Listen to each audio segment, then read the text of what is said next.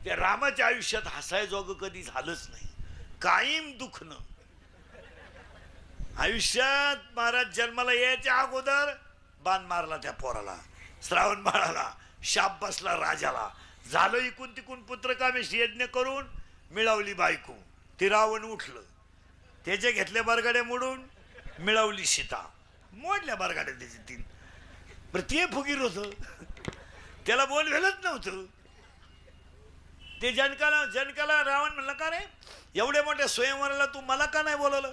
अरे इंद्र जनक हुशार, एकच वाक्यात काम केलं रावणाचं. जनकाने सांगितलं, एवढं किरकोळ धनुष्य उचलायला तुमच्यासारख्या विद्वानाला बोलवणं अपमान. हे फुगलं, घेतल्या बारगाड्या मोडून 2-4. इकून तिकून रामानं बायको मिळाली, आईची बुद्धी बदलली, चला वनवासाला गेले. इकून तिकून दशरथ मिळाला, भाऊ गादीवर बसला, हागडी वनवासातून आला. आलं इकून तिकून गादीवर बसायचं, गावातलं म्हातारडं उठलं. गावाला गेलेली बायको घरात घ्यायला, मी का राम आहे का? दिली सीता सोडून. सीता गरोदरवती सोडून दिली, झाली 2 पोरं. काय बोलायचंय महाराज, रामाच्या पोरांची लोकांनी लावली होती भाऊ. ही लोक मिली नाहीत अजून, ही फक्त आडनाव बदलून जन्माला आली, नाही तर टोळी तीच. फक्त तांबड्या गायला काळं वासरू झालं, नाही तर खान मिल नाही.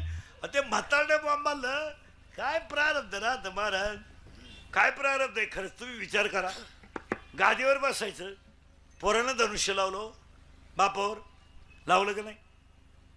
स्वतःच्या पोरानं बापाला धनुष्य लावलं, आणि पोरग म्हणलं माझी आई पतिव्रता असताना ज्यांना अरण्य सोडून दिली त्याचा बदला घ्यायला आलो मी.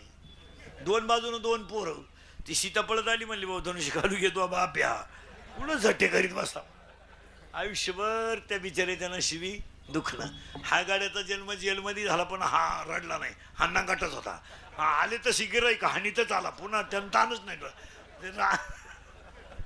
ते राम थोडा विचार करायचा, पाहू बुवा, या गाड्या काही विचार नव्हता. उठली पुतना कार्यक्रम, उठला बाबळभट कार्यक्रम, जो भेटन त्याचा. त्यामुळे हे रडलं नाही, हसत राहिलं गडी शेवटपर्यंत. पण ऐका महाराज, त्याचंही प्रारब्ध असं होतं, सोन्याचा मणी चोरल्याचा आलाच. आता ऐका प्रारब्ध कसं राहतंय. गाया वळणारा कृष्ण द्वारकेचा राजा झाला.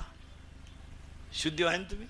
गाया वळणारा कृष्ण द्वारकेचा राजा झाला, आणि त्याचा सक्का मित्र भेटाय गेला, पोये बांधाय फडके नाही. आता काय बोलायचंय, हे काय एकाला मित्राला सक्का मित्र भेटायला जायचं, फडके नाही, पोये बांधायला फडके नाही, इकून तिकून घेऊन गेला. द्वारपाल उघडा म्हणून आज जाऊ देणं. अरे द्वारपाल कन्हैया से कहलो, अरे द्वारपाल कन्हैया से कहलो, इधर पे सुदामा गरीब आ गया है, इधर पे सुदामा गरीब आ गया है. अरे द्वारपाल कन्हैया से कहलो, अरे द्वारपाल कन्हैया से कहलो, इधर पे सुदामा गरीब आ रहा है, इधर पे सुदामा गरीब आ रहा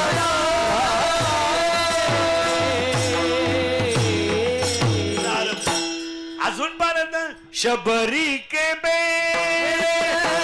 सुदाम जी की चावल, शबरी के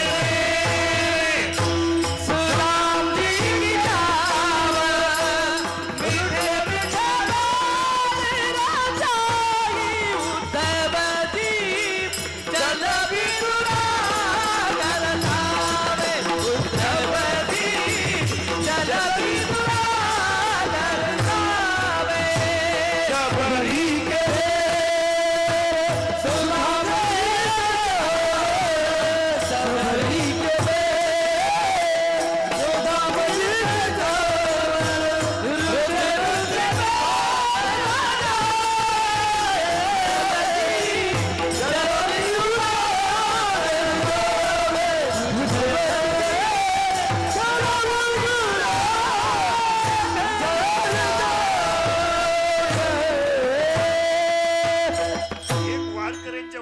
पाठ आहे बा, योगिया मुनिजन ध्यानी. आता इथं ऐका बरं का, सुदाम्याचे पोहे, शबरीचे बोरे, विदुर काकाच्या कन्या खायला. आणि दुर्योधन टेबल लावून बसलं देवाला जीव घालाय. 56 पदार्थ केले. देव म्हणले ज्याला घालायचं त्याला घाल, तो ऐकतच नाही आमचं तुझं. म्हणून अति श्रीमंताच्या घरी कधी जाऊ नये जेवायला, आणि त्या अवलादीला आपल्या घरी बोलू नये. ते नुसतं म्हणतोय मी एक खात नाही. तू खाऊच नको, काय ज्याला अन्नाची गरज आहे त्याला द्यायचा. नको त्या हलकटांना काय जीव घालायचं, जे उताटून गेले त्यांना काय जीव घालणं. ज्याला अन्नाची गरज आहे त्याला घाला. मला शब्द सांगायचा होता, एकाचं प्रारब्ध असं आहे तर एकाचं प्रारब्ध असं आहे. एका बापाला 3 पोरं, एकानं लंका गमावली, एकानं लंका कमावली, आणि एकाला माहीतच नाही झालं वाटण्या कवा झाल्या. कारण हा गडी उठलाच नाही. उठला तर तलाठी सापडला नाही. प्रारब्ध आहे. काहींना पैसा मोजता येईन, काहींना पाहायला मिळालं, काही दुसऱ्याचं पाहून मेले, काहींना इस्टेट मोकार पोरग नाही, काहींना इतकी पोरं झोपाया जागा नाही, काहींनी इतका प्रयत्न केला नाही झाले. 3 सख्या बहिणी केल्या, तिन्ही फेल गेले, नाही जमलं. हो, जमीन एक आहे, पाणी एक आहे, फुटबॉल एक आहे. जमीन एक आहे, पाणी एक आहे, फुटबॉल एक आहे, मोटार एक आहे, वाफे 3 आहे. पाणी मिरचीला गेलं तिखट झालं, कारल्याला गेलं पाणी मिरचीला गेलं तिखट झालं, कारल्याला गेलं कडू झालं, आणि उसाला गेलं गोड झालं. एका खाणीतले दगड आहे, एकावर लिहिलंय नारळ येथे फोडा, एकावर लिहिलंय चप्पल येथे काढा, आणि एकावर लिहिलंय मूर्तीला स्पर्श करू नका. तिन्ही दगडाचे मूर्ती